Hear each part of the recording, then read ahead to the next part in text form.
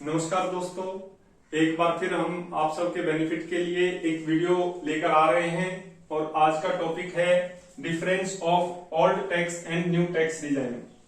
सभी लोग जो इनकम टैक्स फाइल करते हैं उनको ये दुविधा बनी रहती है कि ओल्ड टैक्स डिजाइन में फाइल किया जाए या न्यू टैक्स डिजाइन में फाइल किया जाए। इसके लिए सबसे पहले हम जानेंगे ओल्ड टैक्स डिजाइन क्या है, न्यू टैक्स डिजाइन क्या है, इन सब में कितने % टैक्स स्लैब्स हैं, ताकि हम ये जान सकें कि हमारे लिए कौन सा बेहतर विकल्प रहेगा। हम इसको भी देखेंगे कि how to choose between old and tax new tax design. Old tax design 2020 से पहले एक ही तरह का टैक्स पे करने का या टैक्स सबमिट करने का ऑप्शन होता था, उसे हम ओल्ड टैक्स डिजाइन बोलते हैं। 2020 के बाद से पेपर वर्क को कम करने के लिए एक नया टैक्स डिजाइन इंट्रोड्यूस किया गया, लेकिन वो इतना आकर्षक नहीं था, इसलिए लोग ओल्ड टैक्स डिजाइन को ही फॉलो करते रहे। अब 2022-23-24 में जो न्यू टैक्स डिजाइन था उसको दोबारा मॉडिफाई किया गया, उसकी टैक्स स्लैब्स को फिर से रीअरेंज किया गया ताकि लोग ओल्ड टैक्स डिजाइन को छोड़कर नए टैक्स डिजाइन में आए। और पेपर वर्क जो अननेसेसरी का ओल्ड टैक्स डिजाइन में होता था, लोगों को सेविंग्स के पेपर दिखाने पड़ते थे, तो लोग कहीं सच कहीं झूठ इस टाइप से दुविधा में फंसे हुए अपने पेपर सबमिट करते थे, तो उन सब से बचने के लिए नए टैक्स डिजाइन को लाया गया है। अब जो स्लैब्स थी उनको हम देखेंगे कि 0 से 2.5 लाख रुपए तक सब में नील टैक्स लगता था और 2.5 लाख से 3 लाख रुपए तक ओल्ड में 5%, 2022-23 से पहले में 5% और 2023-24 से जो अभी 1 अप्रैल से लागू हुआ है उसमें नील टैक्स बनता है। 3 से 5 लाख में तीनों ही जगह पर 5% टैक्स बनता है।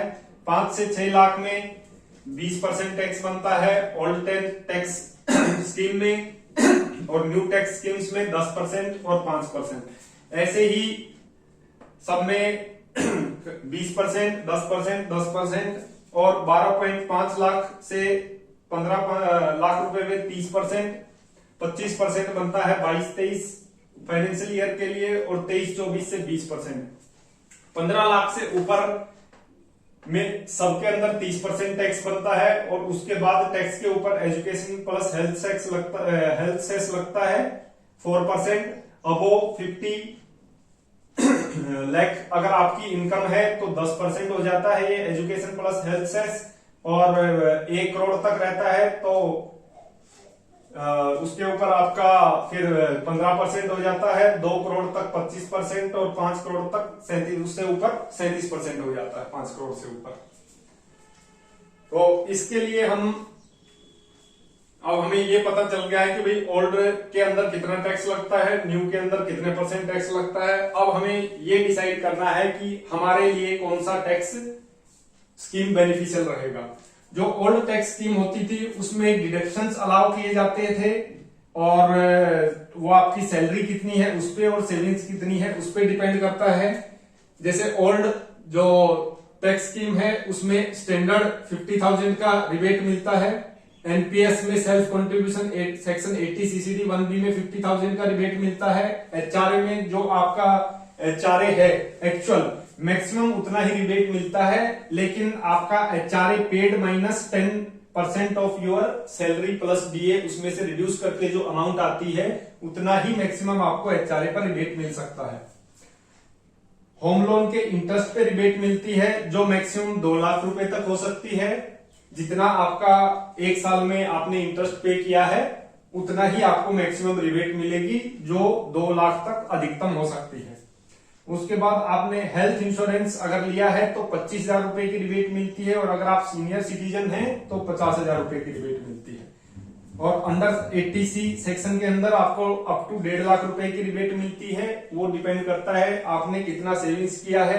ये इसके अंदर आपका हाउस लोन का प्रिंसिपल भी आ जाता है, उसके बाद पीपीएफ अकाउंट आ जाता है, सुकन्या समृद्धि योजना आ जाती है, एनपीएस का सीसीडी सेक्शन 80 सीसीडी 1 उसके अंदर आता है जो एम्प्लॉय अपना कंट्रीब्यूशन करता है, और एम्प्लॉयर का कंट्रीब्यूशन 80 सीसीडी 2 जो है वो हमेशा ही टैक्स फ्री रहता है, चाहे आप तीनों में से किसी भी टैक्स डिजाइन में आए। फिर चिल्ड्रन एजुकेशन अलाउंस में आपको 1200 रुपए पर चाइल्ड आपको डिडक्शंस मिलता है। अब हम देखते हैं कि ये सब डिडक्शंस लगाने के बाद क्या ओल्ड टैक्स स्कीम हमारे लिए बेटर रहती है या जो लेटेस्ट नई टैक्स स्कीम हमारे लिए आई है वो हमारे लिए बेटर होगी।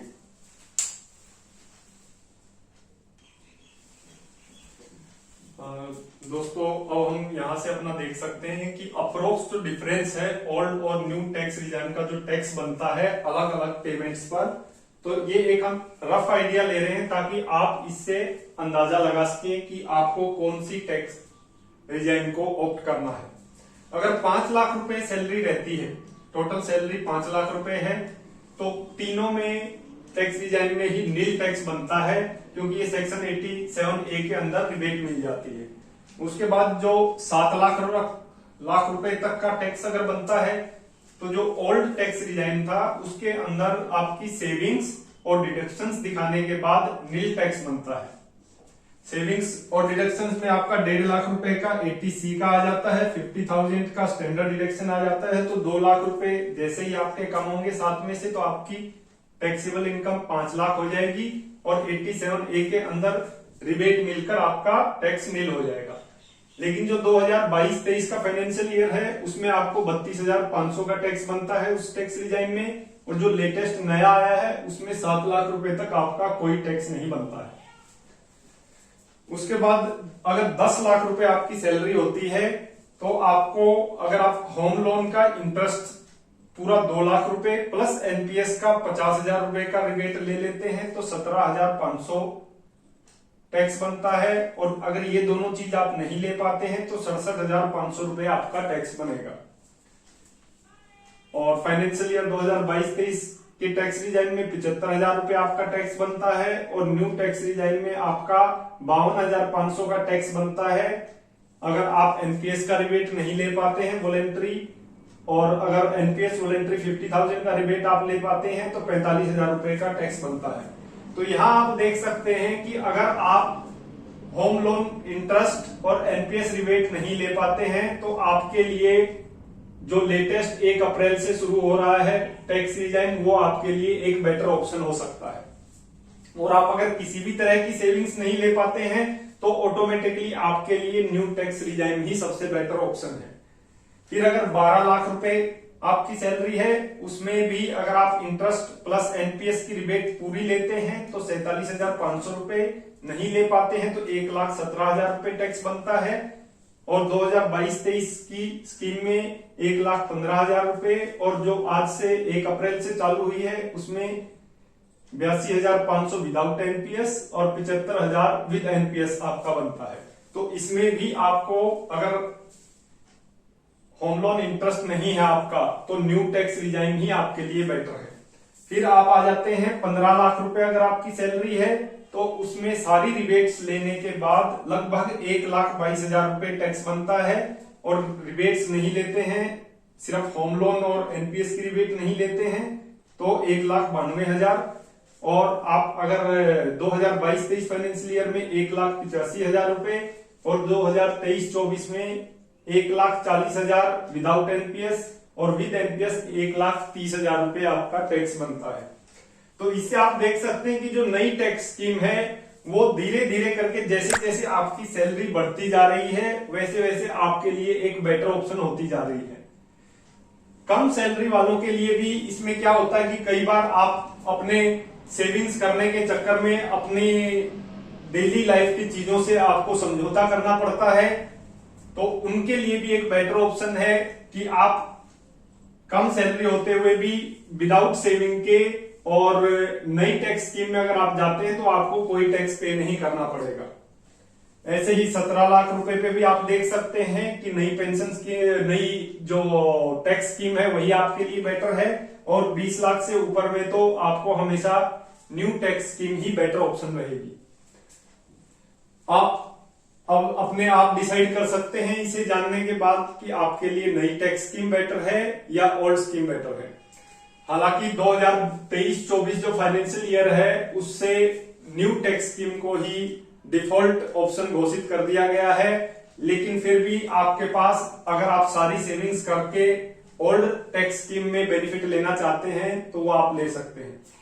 अब हम जानते हैं कि अब 1 अप्रैल से आप 2022-23 फाइनेंशियल ईयर, जिसका असेसमेंट ईयर 2023-24 बनता है, उसका टैक्स का रिटर्न फाइल कर सकते हैं। आपकी जो टैक्स रिटर्न की लास्ट डेट होगी फाइल करने की, वो आपकी होगी 31/7/2023। अगर आप 31 जुलाई 2023 तक टैक्स रिटर्न फाइल नहीं करते हैं तो उसके बाद आप दिसंबर 31 तक टैक्स रिटर्न फाइल कर पाएंगे, लेकिन उसके लिए आपको 5,000 रुपए का पेनल्टी देना पड़ेगा। इसलिए पेनल्टी देने से बचने के लिए आप सब अपना 31 जुलाई 2023 तक टैक्स फाइल कर दें, ताकि आपका अगर कुछ रिफंड भी बनता होगा तो वो भी तुरंत आपके खाते में आ जाएगा। धन्यवाद दोस्तों, मैं आशा करता हूं कि ये वीडियो आपके लिए बेनिफिशियल होगा और आगे भी हम आपके लिए, आपके बेनिफिट के लिए वीडियो लाते रहेंगे। अगर आपको इससे रिलेटेड कोई भी डाउट आता है तो आप मेरे ईमेल आईडी